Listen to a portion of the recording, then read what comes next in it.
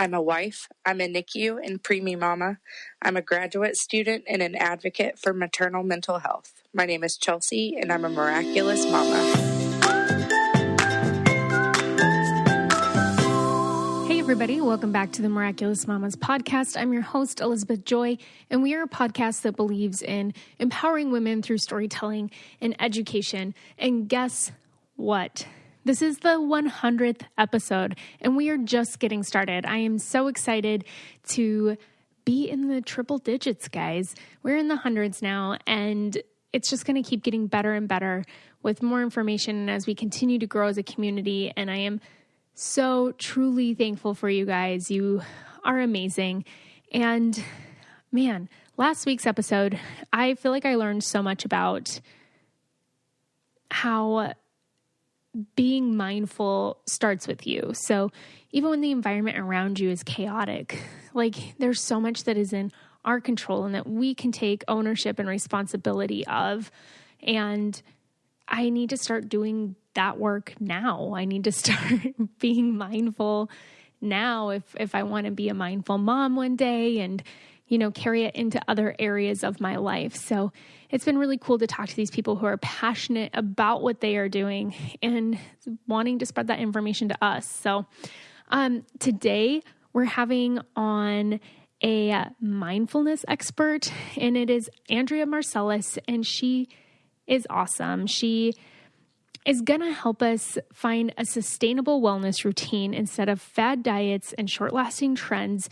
She's in the health and wellness world. She shares her story about how she came to figure out, I feel like, what our motto has been lately on here, and it's that there's no one size fits all. So if you're doing something and somebody's like, oh, you have to do it this way, there's no one size fits all when it comes to parenting, when it comes to wellness, when it comes to birth, like anything. We're individuals and we deserve to be treated as individuals and have options that are catered to us and where we're at in our life. So that's what I'm loving about the guests that are coming on. I love that Andrea doesn't say that you have to cut out carbs or wine. So I am on board with her program. She is just awesome and she is super passionate. She's so much fun, and you can hear her passion when she talks about helping clients become better versions of themselves and reaching their real goals. And again, it's not just one thing. We tend to be like, oh, okay, I want to get in better shape. But all of these things are whole body things. It's not just, okay, I'm going to work out and eat differently. There's a mental space to that and a spiritual space and so many other things that go into it. And our bodies really are a whole, and we need to treat them as a whole when it comes to so many different things, being mindful and, having wellness and whatever it may be. We are whole beings. So I love her approach, and I cannot wait to get her on to talk to you.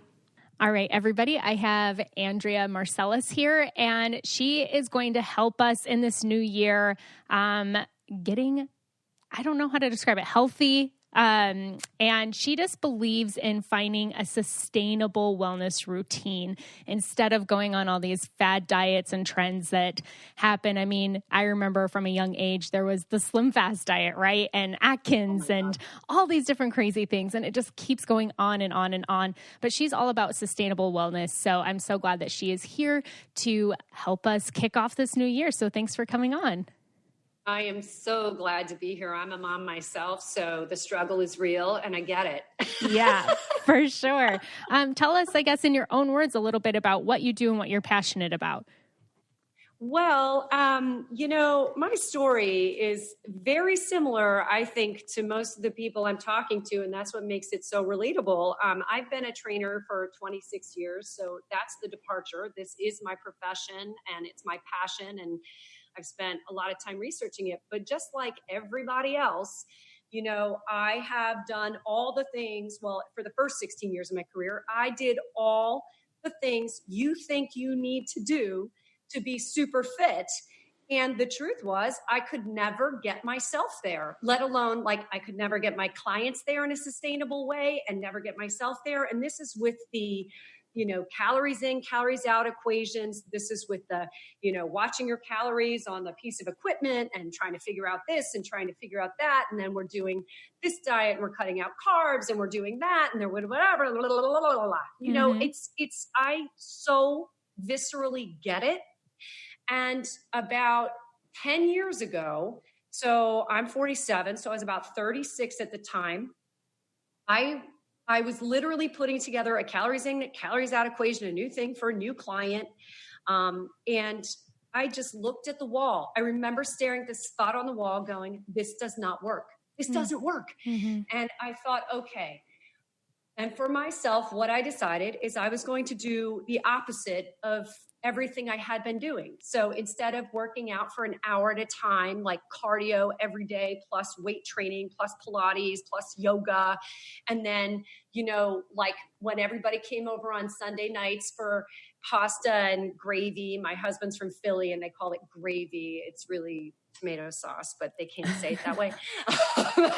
I've never heard of that. I have a bowl of steamed cauliflower, while everybody else is eating pasta. And and I just was like, oh my gosh, I'm not doing this anymore. I'm going to eat all the food.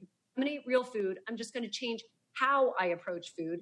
And I'm going to stop working out so much. And I'm going to activate my life in other ways. I'm a writer as well. So I sit a lot, just like everybody with a job, and I had the beginning of my career when I only trained part-time and taught classes part-time, I worked in corporate.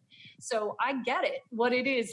I get the lifestyle everybody's living, and you're in your car and you go here and you sit and you go there and you sit. And so I decided to take an active approach to life, to start eating all the food and to stop working out so much. And guess what? I shrunk.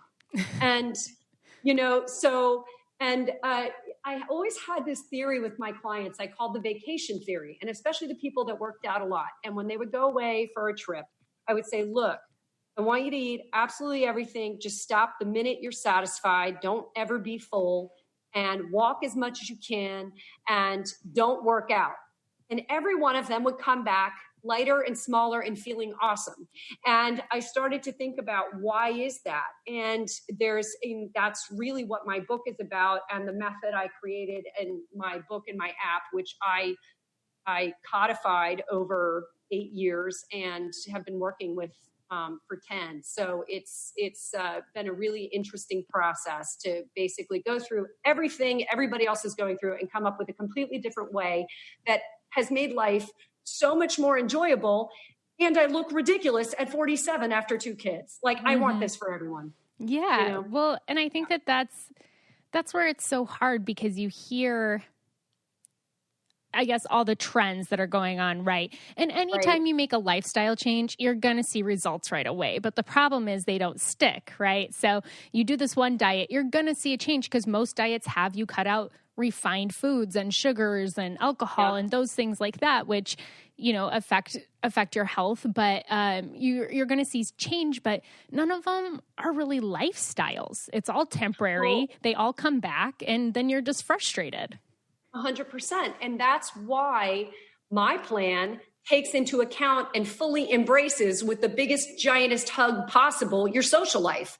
If you lose weight in a way that doesn't match how you actually plan to live, I don't have to finish the sentence. You know what's going to happen. So it has to be an individual approach that fits the life you personally actually live, and involves social foods. It involves your social life. And I have found a way to help people lose weight with that incorporated, so that it really is a lifestyle that's sustainable and manageable, and most importantly, happy and confidence building.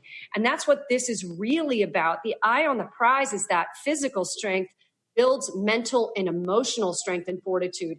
And when you get your mind and your body working together like that, wow, you are really unstoppable, and you can make stuff happen. Everything you manifest in your mind and your heart, you can bring to fruition, because you just have all pistons firing in a positive direction. And that's what I'm hoping for people mostly. Yeah. How often do you think about socks? I'm assuming most people out there don't think about them very often. But if you're like me, I actually think about them a lot. If you ask Vito, my Christmas list was the majority of socks because I live for comfortable socks. I have to go to sleep with the feeling of a hug on my feet. And I have found that in Bombas. They are the most comfortable socks in the history of feet. And I'd like to say that by now I'm kind of a sock expert because of my love of comfortable socks. And they're made from super soft, natural cotton, and every pair comes with arch support, a seamless toe, and a cushioned footbed that's comfy but not too thick. They have so many colors, patterns, lengths, styles. I got some high tie-dyed ones, some ankle ones for running. I just ordered a bunch of the Bombas socks because, they're my new favorite thing, and I live for comfortable socks. I literally wear them every day. And you know that we love to partner with companies that give back. And for every Bombas purchase that you make, Bombas donates a pair to somebody in need. So buy your Bombas at bombas.com. That's BOMBAS.com/miraculous today and get 20% off your first purchase. That's BOMBAS.com/miraculous for 20% off. Bombas.com/miraculous. I remember in my early 20s, maybe even mid 20s, I'm in my early 30s now, but I remember working out with different trainers. I used to live in Las Vegas, and every single trainer had the exact same diet. And It was always the brown rice and salmon and greens and egg whites and the same diets. And I always didn't follow them because I couldn't. Like, I eat pretty healthy for the most part, but I'm one of those people, I can't eat the exact same thing every single day. And when I would just kind of let go of that diet part and enjoy my life, I honestly felt so much better because I tend to make healthy choices for myself. But when I was restricted, that's when I would freak out and I would eat things like I normally wouldn't even eat.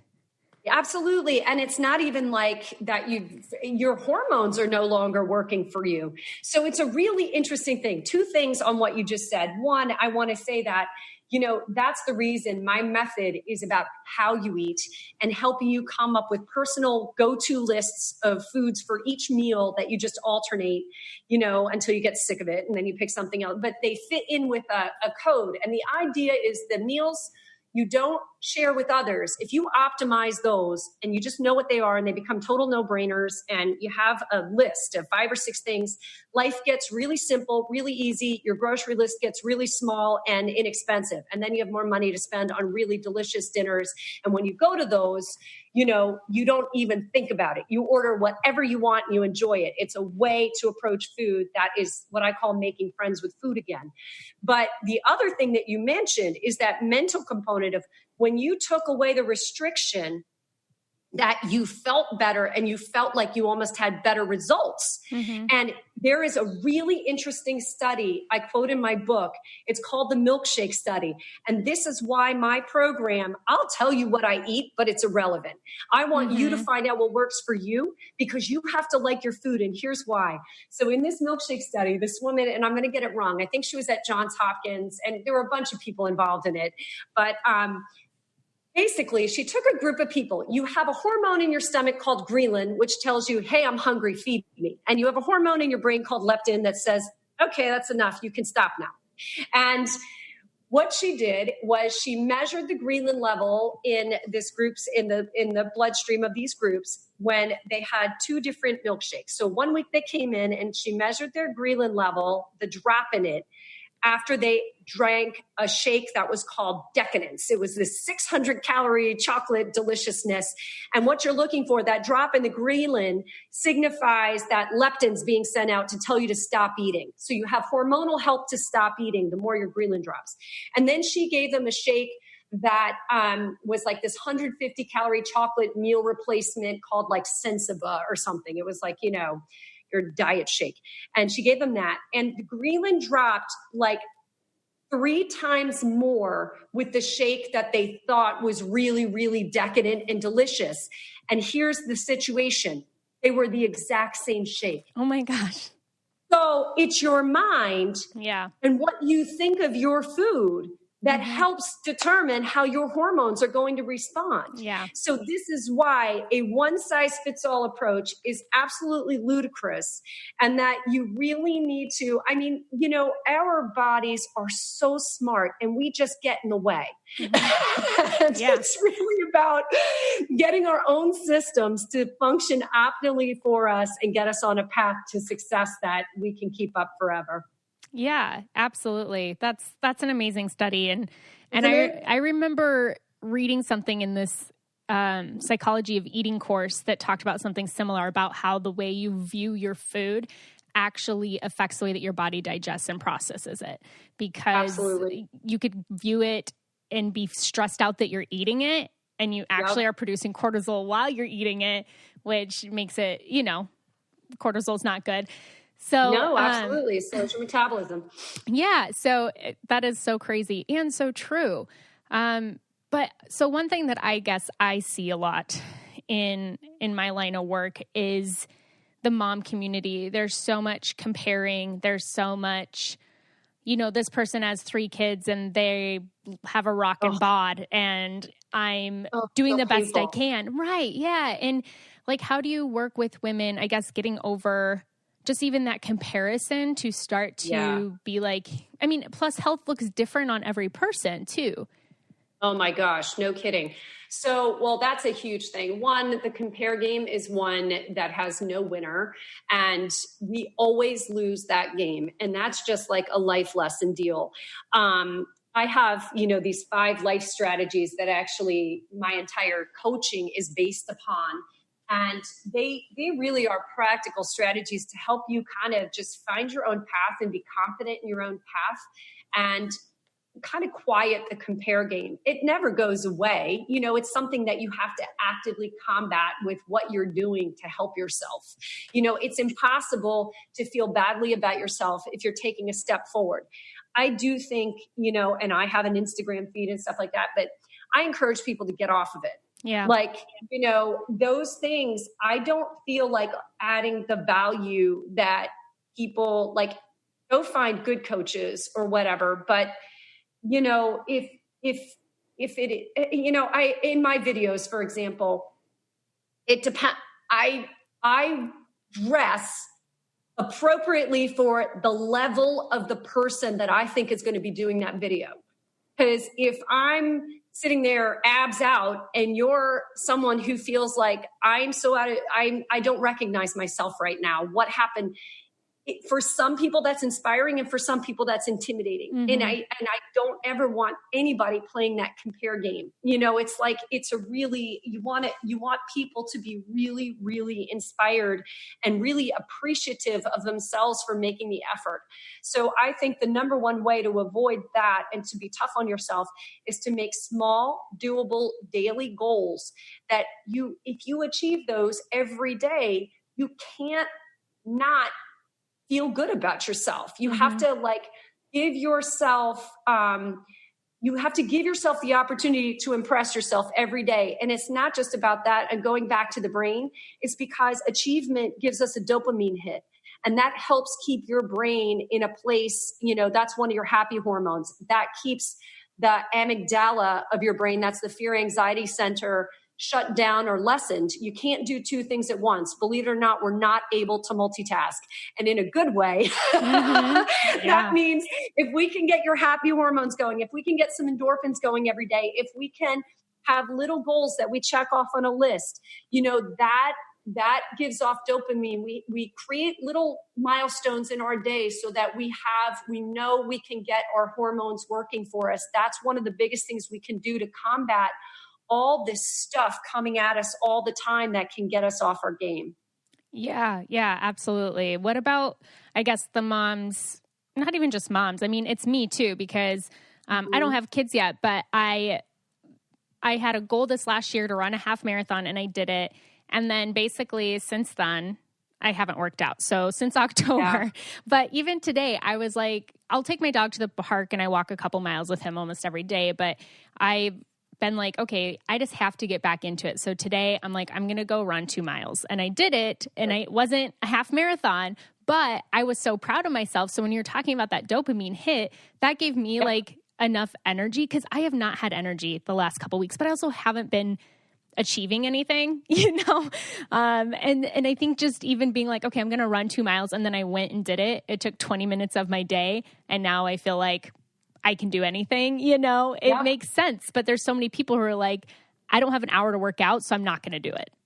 Oh my gosh, that was my post yesterday. That is one of the biggest, diet exercise myths. My entire strategy is based on consistently getting your heart rate up, whatever that means. Mm-hmm. That might be a brisk walk, but every single day. So on my And Life app, I have a lot of workouts that are right around that 20-minute mark or under 10 minutes, so you can kind of piecemeal them together. Some are in your clothes at your kitchen counter or at your desk in your regular clothes. I'm trying to get people out of gym mentality. I'm trying to get people into a place where they realize life is about being active. In some of that time, I can absolutely take a minute here to strengthen myself and lengthen my muscles, and I don't have to be in fitness clothes in a big sweaty mess to do it. Mm-hmm. And it's really about consistency and those small, doable daily goals. And then you see this change start to happen, and it feels like this minor miracle because you're like, I'm not putting in the effort, but you are putting in effort. You're putting in effort that is sustainable and makes sense, and you're being patient with yourself. And that's really what to do. And then again, it's that because you're doing this, you're giving yourself a daily dose of happy hormones to just keep pushing yourself forward. And that's what's really important. Yeah. Especially, especially with moms, moms have, on top of postpartum issues, even if you don't have that, which I didn't, but the stress it's unbelievable. The lack of sleep, and if you're a working mom, like even if you're working at home, that's actually harder work, in my opinion, than when you get to unplug from that environment and, people who are not fully formed mentally and you get to your job and you can have an adult conversation. Stay-at-home moms, I think in some ways have it even harder in terms of, just having a real solid base in themselves every day, and then feeling like they're able to de-stress and take that little moment for themselves. It gets harder when it's in your face all the time, but it's so important. Yeah. And it's just important to keep it time sensitive so it doesn't have to be a big deal. Right. When you have a little kid yelling your name all day long and pulling at you. How do you get away? I mean, I talk to a lot of moms too who they do take on like part-time jobs or something like that just to have that adult interaction. And I know working moms have trouble because I talk to a lot of them who they grieve because they have to leave their kids, and they want to be home with them but they need to work. And,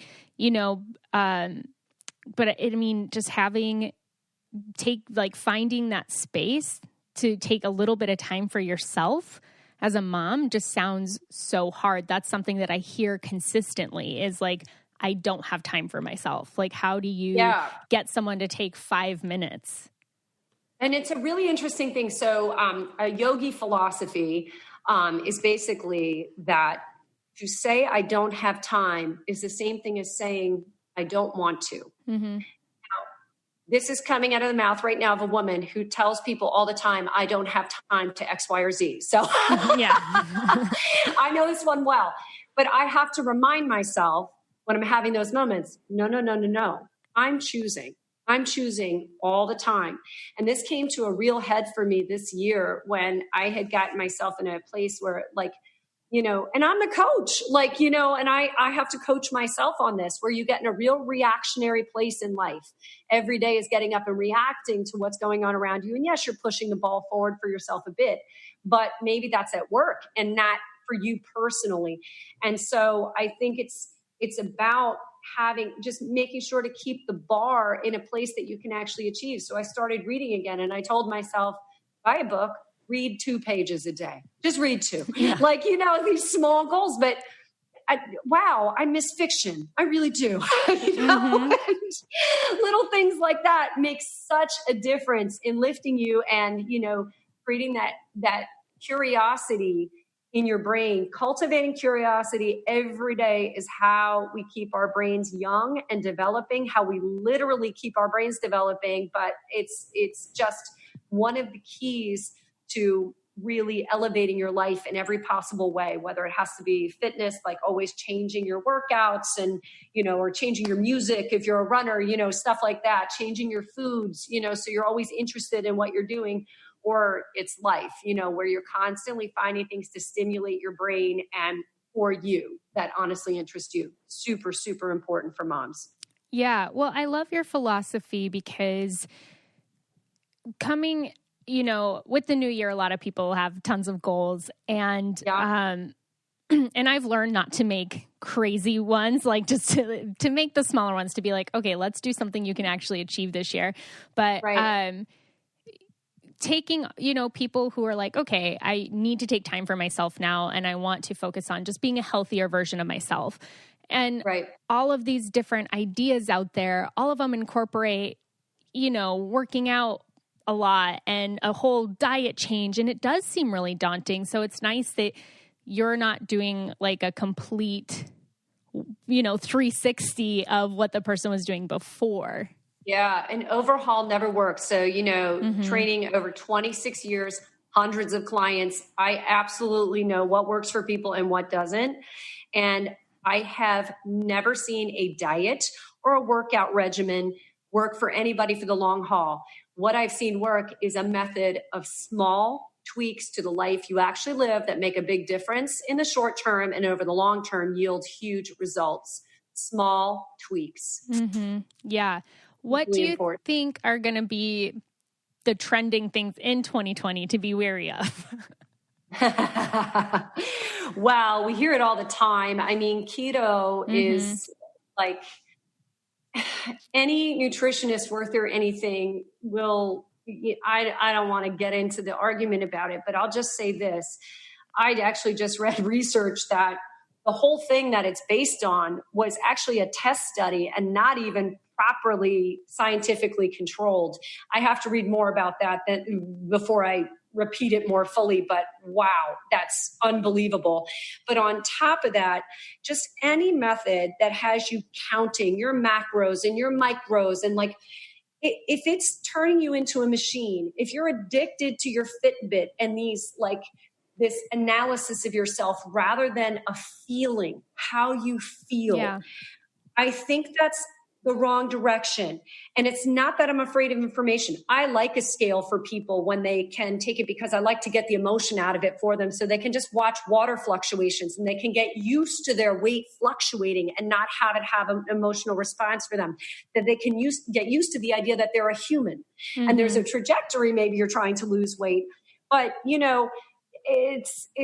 it's not about a number. And when you get too addicted to a Fitbit, like I like a calorie counter on a piece of equipment too, because it gives you like a goal to get to or something like that. But you have to take it with a grain of salt. Like it's not for real. And all of these things are based on averages. And I have yet in 26 years to have an average client. Every person is different. Every person has their own story.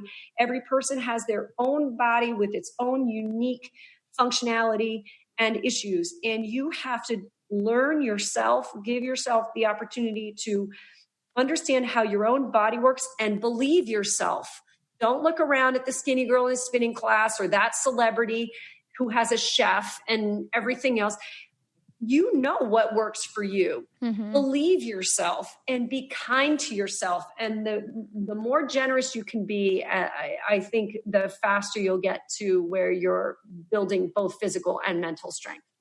Yeah, absolutely. I've spoken on here before. I struggled with an eating disorder for a long, long time. And so it took me, thankfully I've been fully recovered for 3 or 4 years. And I was told over and over by psychologists, you're going to struggle with this for life. And I refused to believe it. And I refused to accept that information. And I'm so glad that I continued to push for healing and recovery. But it took me a long, long time to build a healthy relationship with food, because I'd always have that back dialogue every time I was eating. And now it just seems so foreign because I don't when I'm eating food, I'm like, this is great. Like, I don't have that conversation. Incredible. Yeah. And I'm so, so grateful that I was able to find that healing. But that was also kind of the problem with some of the training I was going through before, because they didn't understand, I guess, my needs or where I was coming from. I didn't have a healthy mentality approaching fitness. I was so messed up with my view that, whatever goal they were giving me, I just had such a mental challenge achieving it. Well, and the problem is, and I have that background as well from when I was in my early 20s. So I viscerally get that. And the truth is about that situation and those types of issues is they never have anything to do with actually your weight or your physicality. I mean, that's really an issue of emotional pain, of a lack of focus or direction or feeling out of control in your own life, and about learning that we can never be in control of anything, but we can be in charge of everything. I try to get people to understand to be in charge. I think the second chapter in my book basically says, I think the first sentence basically says, look, this is the chapter of the book I would skip to because I'm totally type A, but please don't.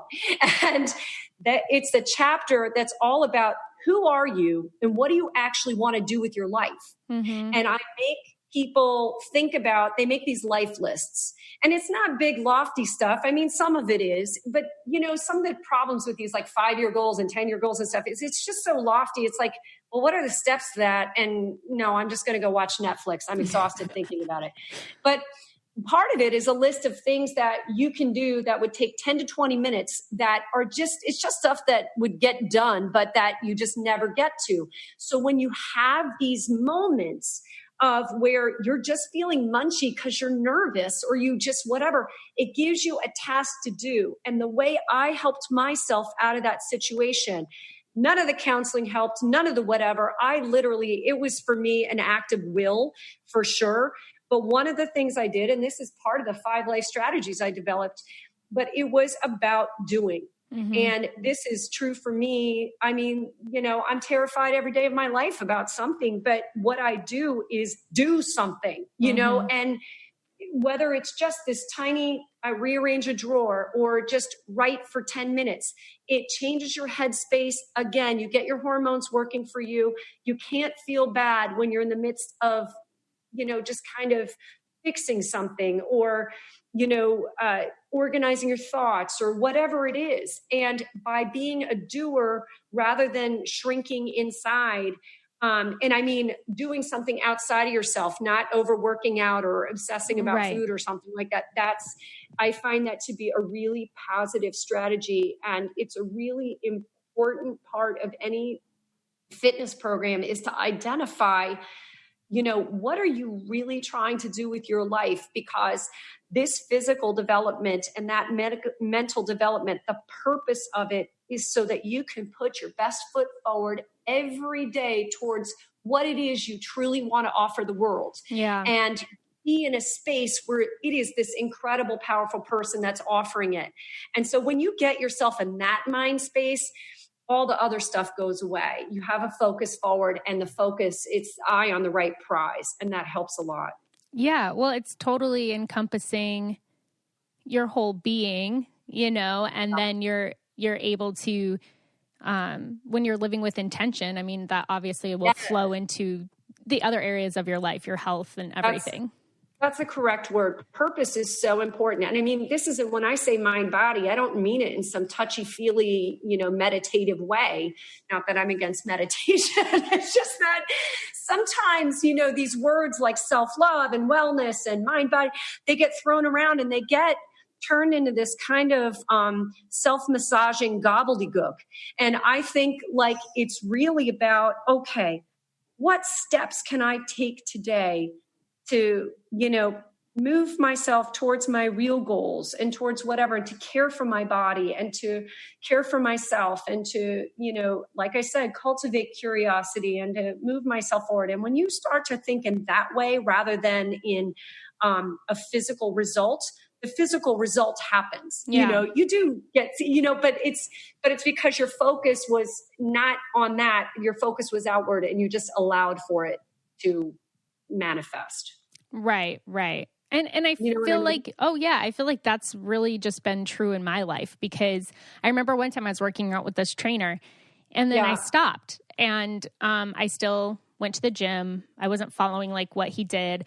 And it was a couple months later, and he's like, "You look so much better than when you were training with me."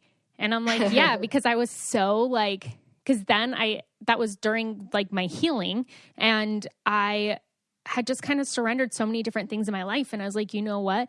I'm tired of feeling sick. I'm tired of all these different things. And I just want to feel healthy. I want to feel, not tied to this disease. I want to feel not in control. I don't remember the word that you said, in charge, I guess. Charge. Because it totally was a lack of control in my life.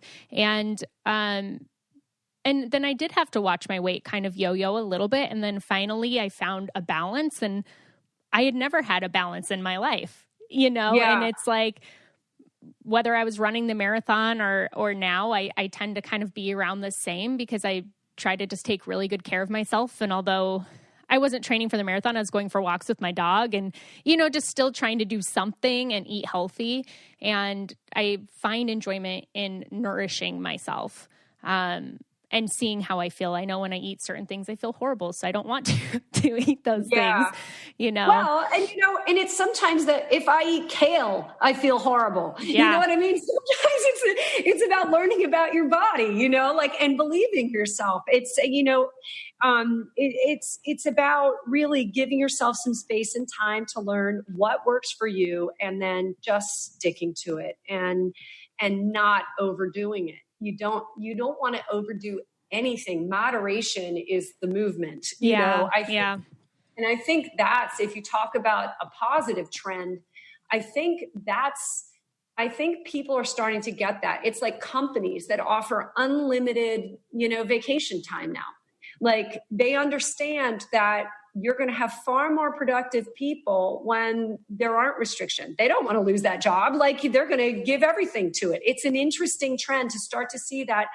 Now, when we actually take away that restriction, how, people can take a breath and feel happy, and they can actually really take good care of themselves, just like they can take good care of their job, that allows them to take all this vacation. It's all the same thing. When you do a restrictive diet, it's a false sense of control for a short period of time. But when you fail, which you will, you feel even worse. You feel even worse than when you started. And that's what makes me so sad for people. And that's the message I'm trying to get out there more than anything. Set yourself up for success. Stop setting yourself up for failure. Let's end this cycle. Yeah, no, that's really good. I think that moderation is totally the way to go. I'm on board with that. It is not a sexy or shiny message. Right. I mean, it's really funny. And I'm so glad that it's like, I have, the press coverage I'm starting to get is incredible. Like, people are really, and the magazines and that people are starting to understand what I'm saying. And it makes me really heartened that I think the people in media are now really starting to get their eyes on the right prize as well, which is not jumping with every fad, but to start to really give valuable science-backed information to people. And the science-backed information is that moderation works. And it always has. Yeah. No, I mean, with everything, Yes. Absolutely. So we're trying to find balance in our lives. And this is really the key for moms, is just a doable, actionable code you live by. That is, a set of habits like brushing your teeth. That's what my method is. Like, I make your food choices, just obvious to you, like brushing your teeth. And for moms, I create just some rules like, you're not a garbage truck. Do not finish your children's food unless you're considering that your meal for the day. Like simple things like that. New moms have a separate set of rules.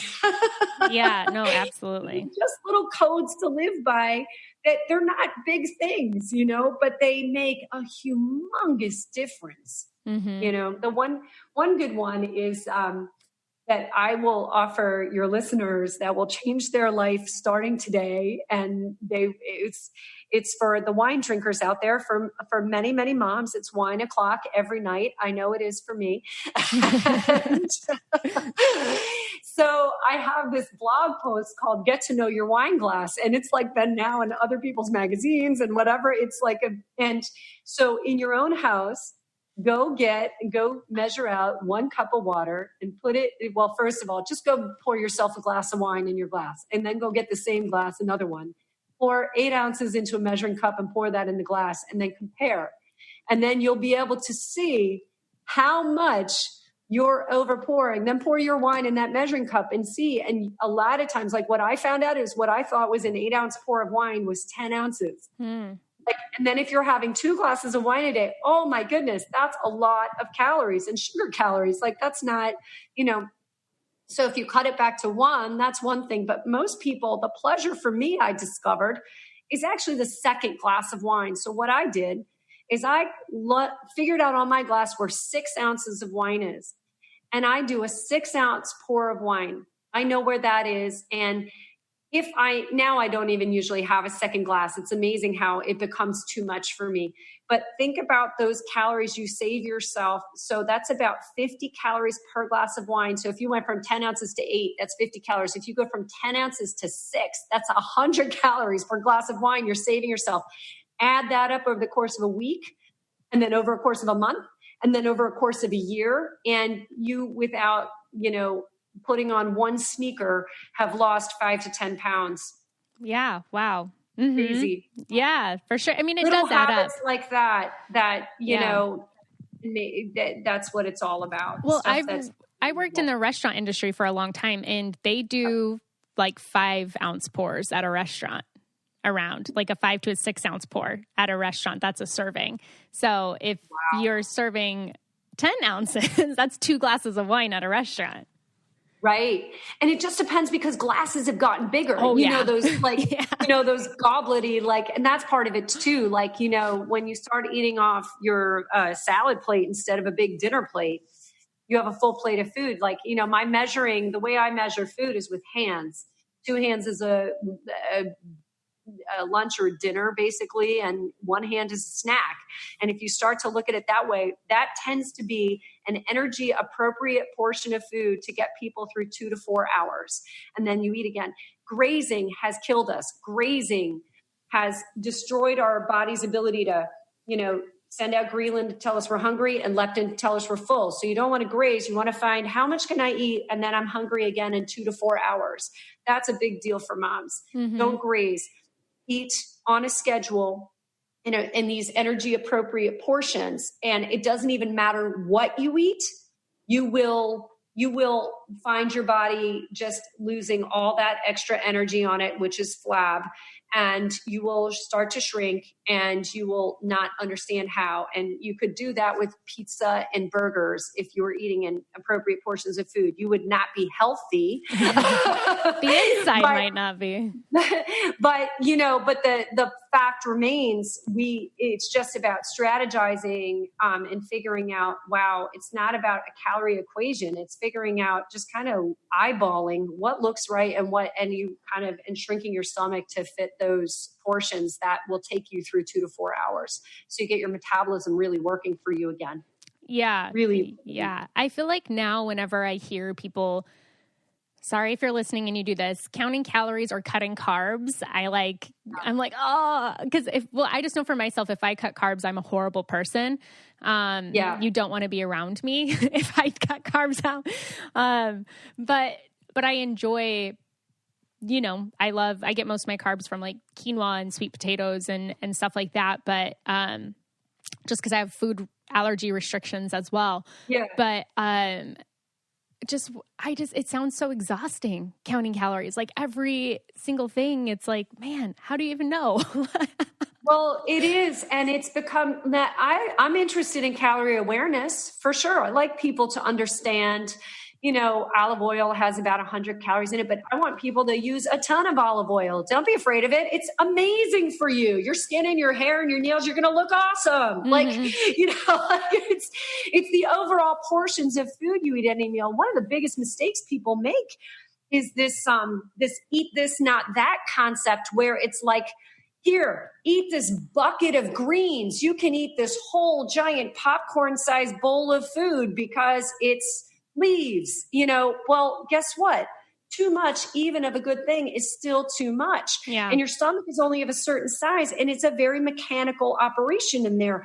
It churns and it moves and it has digestive juices, and it's like a washing machine. If you overstuff it, I don't care how great your washing machine is, you can't get the detergent around it. Your clothes are not going to get clean. Your food is not going to digest. It's like it doesn't matter, so this concept of I'm going to eat a giant salad and like whatever, it's too much, even if it's greens. And then plus it's very challenging to digest raw food in big portions, and it takes a lot of water. So then people wonder why they're super bloated. And it's like, it's overeating is overeating. It doesn't matter what kind of food it is. And these are the strategies we really need. The portions in the American diet have gotten so humongous. They are not energy appropriate. Mm-hmm. And that's how I like to talk about it. Not about the calories, just about the size of the food. You can eyeball it and you get your stomach to want that. And the other problem with the concept of eating these giant plates of vegetables and things. And by the way, I did this in my 20s. So I know this personally. This was that's what I thought. And I kept getting bigger and bigger and bigger. And mm-hmm. It was really, it doesn't work. Too much is too much, because then when you go socially and you go to eat something else like pizza or whatever, well, your stomach is now used to a massive amount of food. So when you do eat socially, wow, are the floodgates open, and now you're taking in very easily 1,000 calories or 1,500 calories without blinking, because it's not that you're only going to eat massive portions of not calorie dense foods. It's going to be that's the portion of food that feels right to you. So you want to get that to a place where that is an easily digestible portion of food, no matter what the food is, and then you will be golden for life. Yeah, for sure. That's the method. I think that the portion size has definitely changed. If you look at other places in other countries, it's much more appropriate than here. Yeah. And unfortunately that happened at the same time. It's a value thing, supersize, go to Costco, buy big things. It's a value question. But those kinds of foods, that anything that's basically coming where it can be supersized is probably, or you can buy 4 boxes at a time, is a processed food that's not so good for you anyway. So we need to be, there's a double-edged sword there. It's like a big flashing red light no matter what, mm-hmm. And I think, you save those foods for, social occasions or, family traditional favorites that are rich and maybe made with things that aren't so awesome, but that they really provide an emotional value. Yeah. And I think that's where we should be spending our fun calories.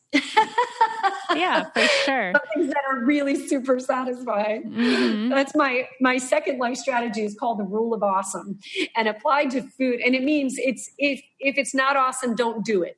So this is a great strategy that, like, you're at a buffet.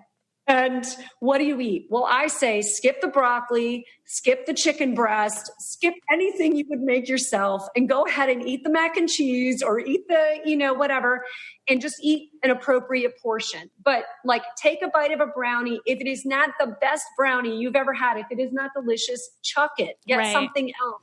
Like, don't just finish stuff because it's there. Go ahead and be discerning, because not only will you then be satisfying yourself with really excellent things and feeling the basic, that gives off, happy hormones too, when we eat food we really like. But on top of that, you're sending yourself a message that I'm discerning about, I'm saving myself for the best, and I'm worth it.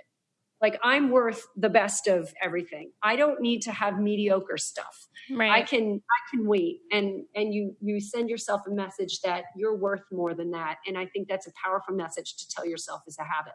Yeah, no, I love that. Can you give us a glimpse at your 5 life strategies? I would love to. So the first strategy is practice personal authenticity. That means you be you. But the bigger portion of that is know who you're not as well, and be embracing and loving of that. I am not a PTA mom. I don't participate at school.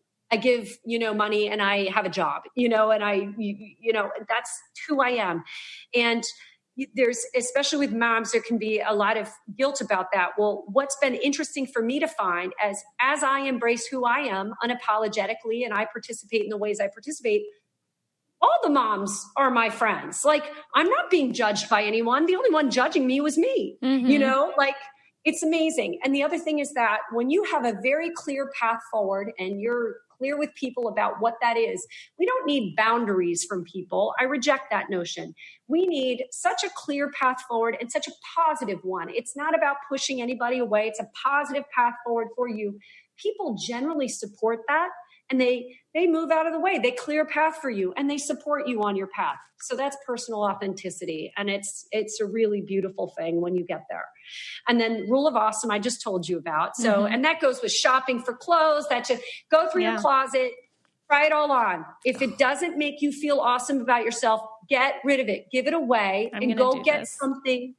I only have like 4 pairs of jeans. I only have so many shirts. I only have so many whatever. But guess what? It makes dressing get super easy. I buy I buy the best quality things I can afford because I have so few things, and I'm so discerning about it. And when I pack for a trip, or when I get dressed in the morning, it is so easy because everything makes me feel great. It doesn't matter what I pick. Only have things in your closet that make you feel great. So that's rule of awesome. And that applies to absolutely everything. And then the next one is strategize habits. That's really like, the cornerstone of the eating method I have, or my app, the 4 daily goals in my app, that my app helps you track to really ingrain what you've learned about yourself in the book method as habits. When you are able to just take what you pick for breakfast every day and make it something super optimized, and that becomes your habit, check. Done. Don't think about it. And like stuff like that. If we can just create 10 or 12 things that we do all the time and make them super beneficial, just like brushing your teeth, like there's no thought in it. You relieve a lot of stress in your day from having too many choices to make. And we're on a positive road. So you want to strategize your habits in the day, your lunch, your snacks, your whatever, your exercise, what time you exercise. Just as much as you can strategize ahead of time, then that keeps you on your game all the time. The 4th strategy is called practice oppositional stability. This is a stress management technique, and this is a big deal. So in Pilates, if you want to bend to the right, you pull your body to the left. You pull energy to the left first to help you have a strong foundation on which to move to the right, so you'll have balance. So in terms of, say, a stressful situation at work with, say, your boss or with your significant other, when they're coming at you with something that makes you want to arch up and get defensive and disagree, if you can stop yourself, take a breath, and first thing is just acknowledge what they're saying and find any piece of it that you can agree with. What you're literally doing in your brain is, again, shutting down that amygdala. You're creating empathy. Creating empathy in your brain gives off another one of your happy hormones, serotonin and oxytocin. It's connecting with a human. When that's happening, when you're creating empathy, you cannot be at the same time having a fear, anxiety response. So you're down a notch. If you can mirror back to them what what they've said to you, and they feel heard, they're down a notch. And now you are in a better place to find a solution and a resolution. And 90% of the time, I can get what I wanted out of this situation, and so can they, because we're all operating on a lower kind of level, or actually a higher level, I guess you would say. But we're not amped up in a negative way. So practice oppositional stability. And again, in terms of weight, that's about cortisol. It's a way to actively keep cortisol from floating around your body, which we do not want. And then the last thing is allowing the extraordinary. And this is about that cultivating curiosity in your life, and about all these other strategies create a lot of time. If you're following the method I'm talking about, like, you have time now, you have space. And it's that question of, who did you mean to be before all these life responsibilities and obligations started to chart their own path for you that may or may not have been the path you wanted. And I think you carve yourself a little time every day to just remind yourself and maybe take a step or two towards who you meant to be. And then it's just really, really fulfilling.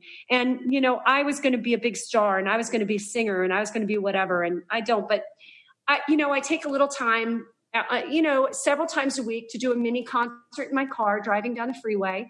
And that's part of my, extraordinary, whatever it is, Yeah. But I just whatever it is for you, but where you actively know you are giving yourself just a moment that is fulfilling and provides you depth and richness to your life. It doesn't have to, I don't mean a big trip. I don't mean whatever. It's little moments that you just enjoy so fully and appreciate. My kids are obsessed with butterflies. Like watching my son, be obsessed with a butterfly. It's like, just slow down and appreciate it. Yeah. I love that. Yeah. So what is the name of your app? My app is called And Life. And because my name is Andrea /life, because it's your life. Yeah. And I'm coaching you to make your life what you want it to be. And so the app is really excellent. The book is really an approach. It really gets into the approach to food and towards taking charge. And it's a rocket launcher for your fitness because it's a 6-week program that it's not some grueling program. It just gives you space and time to find out how certain foods honestly affect you, not what the news says, but what you find out, and to create those go-to lists of those easy foods, help you strategize your habits, help you integrate 20 minutes of getting your heart rate up every day, figuring out what workouts work best for you. So the book delivers this personal fitness formula, I call it. We find out what works, what lifestyle, what are the choices, how much wine can you get away with in a day and still lose a pound or maintain your weight? Let's find out. I give you a baseline and then we find out what works for you. And then the app is great. It supports the book with food ideas and recipes and workouts and whatever. But then after you finish that book program, the app helps you turn what you learn into lifelong habits. You follow these 4 daily goals, which are in the book too. But the app has these challenges, and you can challenge yourself to track your daily goals for just 1 day. And then you can level up to 3 days or 5 or 7 or whatever. If you get through all that, you've really, and you don't have to, you could always just do 1 day challenges every Monday, keep yourself honest, but the fact is you'll be practicing and you will be taking these positive steps forward and they stay in the front of your brain. And that's how you create a habit. Simple little goals that are achievable and repeatable and where there's a reward. And the reward in the book are these little checklists you check off because that dopamine hit, like I said, or in the app, when you do the tracking in a day, you're in and out of the app saying, yes, I did this. Yes, I ate that. And you don't the pictures of the food you pick come up, or you take a picture of what you ate, or you just tap what workout you did, or, it's easy, one touch, but it's just that in and out is what helps you really lodge it into your brain and literally create new neural pathways for habits and nerve response and what your body will now want to do as a preference, as opposed to because you're willing it to do it. Yeah. Yeah. Wow. That's so cool. Yeah. And what's the name of your book? And my book is called The Way In, WAY, 5 Winning Strategies to Lose Weight, Get Strong, and Lift Your Life. Cool. And where can people find your book and follow you and find out more about you? Yeah. So I'm Andrea _Marcellus on Instagram. That's where I'm most personally active. I'm on Facebook as well as And Life by Andrea Marcellus. I'm on Pinterest. I'm on Twitter. You can just kind of find me. And I certainly have andreamarcellus.com. And my book is available in everywhere you can buy a book. Barnes & Noble, Amazon, anywhere, other countries, you can get it. And then the app is in iTunes or Google Play. So anywhere you would expect to be able to find me, you can find me. Awesome. And I'm here for you. Awesome. And on Instagram, I'm not as adept at Facebook, but on Instagram, I definitely answer everybody. If you have a question, you ask me, it might take me a minute, but I literally personally answer everybody. And, and I really do try to help. So I'm here for you. Awesome. Thank you so much for taking the time to come on. And the work you're doing is awesome. I love that you are just helping people live better lives for themselves in general and not try to kill themselves doing it. That's great. So thank you so much for taking the time to come on. Thank you. And I think what you're doing is phenomenal too. And to that particularly that niche group that really, you're in a place in life where it's very vulnerable, and, we women really need to stick together and lift each other and, make sure we're always reaching out a helping hand. And I feel like that's what you do. And that's wonderful. Thank you so much. Thank you. Yep. Have a good day. Okay. Thank you too. Bye. Don't forget to check her out. She has tons of information on her website, and she's just such a joy to talk to and to be around. And I'm so grateful that she came on the podcast to share. So my sister-in-law sent this today, and I don't know, I just felt like I should share it with you. If you guys have read it, you can skip past it, but it's this story called The Invisible Mom. And I just want to read it to you guys because mothering is truly a selfless act. And there's so many times that what you've done or what you're doing goes unnoticed. And this is just a beautiful parallel of what motherhood can be like. So it's called The Invisible Mother. It all began to make sense. The blank stares, the lack of response, the way one of the kids will walk into the room while I'm on the phone and ask to be taken to the store. Inside I'm thinking, can't you see I'm on the phone? Obviously not. No one can see if I'm on the phone or cooking or sweeping the floor or even standing on my head in the corner because no one can see me at all. I'm invisible. The invisible mom. Some days I'm only a pair of hands, nothing more. Can you fix this? Can you tie this? Can you open this? Some days I'm not a pair of hands. I'm not even a human being. I'm a clock to ask, what time is it? I'm a satellite guide to answer, what number is the Disney Channel? I'm a car to order, right around 5:30, please. Some days I'm a crystal ball. Where's my other sock? Where's my phone? What's for dinner? I was certain that these were the hands that once held books and the eyes that studied history, music, and literature, but now they had disappeared into the peanut butter, never to be seen again. She's going, she's gone. One night, a group of us were having dinner celebrating the return of a friend from England. She had just gotten back from the fabulous trip, and she was going on and on about the hotel she stayed in. I was sitting there looking around at the others, all put together so well. It was hard not to compare and feel sorry for myself. I was feeling pretty pathetic when she turned to me with a beautifully wrapped package and said, I brought you this. It was a book on the great cathedrals of Europe. I wasn't exactly sure why she had given it to me until I read her inscription, with admiration for the greatness of what you are building when no one sees. In the days ahead, I would devour the book, and would discover what would become for me 4 life-changing truths after which I could pattern my work. Number 1, no one can say who built the great cathedrals. We have no record of their names. Number 2, these builders gave their whole lives for a work that they would never see finished. Number 3, they made great sacrifices and expected no credit. Number 4, the passion of their building was fueled by their faith that the eyes of God saw everything.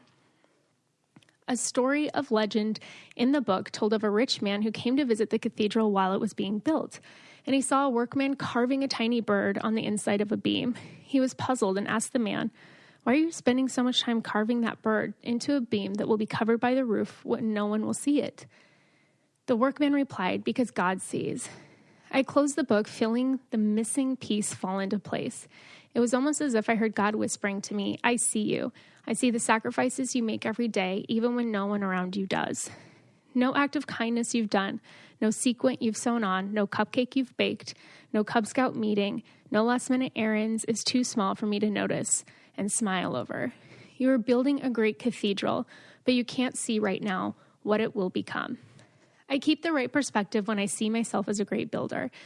As one of the people who show up at a job that they will never see the work finished, to work on something that their name will never be on, The writer of the book went on so far to say that no cathedrals could ever be built in our lifetime because there are so few people willing to sacrifice to that degree. When I really think about it, I don't want my son to tell the friends he's bringing home from college for Thanksgiving, my mom gets up at 4 a.m. and bakes homemade pies, and then she hand bastes the turkey for 3 hours and presses all the linens for the table. That would mean I built a monument to myself. I just want him to come home. And then if there is anything more to say to his friend, he'd say, "You're gonna love it there." As mothers, we are building great cathedrals. We cannot be seen if we're doing it right. And one day it's very possible that the world will marvel not only at what we have built, but at the beauty that has been added to the world by the sacrifice of invisible mothers. Nicole Johnson is the author of that, and I just wanted to share it with you because, I don't know, it really touched me because I have so many friends and people in my life who feel invisible as moms at times. It's a role that you kind of dissolve into and you can lose yourself and it is selfless. You do so much for your family that goes unnoticed. So I just wanted all you moms listening to know that we love you. You are seen, you are heard, you're so appreciated, and what you're building and the work that you're doing isn't completely unnoticed. And just the love that you're putting back into the world is amazing. So thank you so much to all the moms out there. If you guys are listening and you're not subscribed to the podcast, hit that subscribe button. Share this with somebody who needs to hear it. Don't forget to follow us on Instagram, Twitter, and to join our Facebook group at Miraculous Mamas. We'll see you next week.